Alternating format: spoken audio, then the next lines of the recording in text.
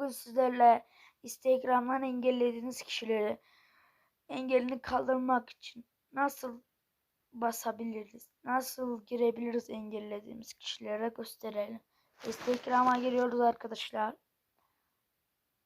Bak buradan giriyor.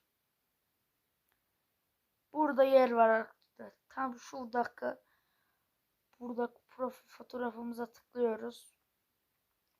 Buradaki 3 noktaya geliyoruz. 3 nokta yerimizde engelleneler diyoruz. Buradan basıyoruz.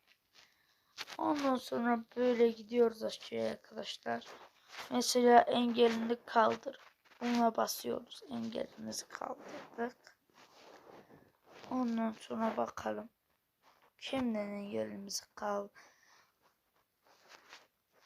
İstediğiniz kişiden engelinizi kaldırabilirsiniz arkadaşlar.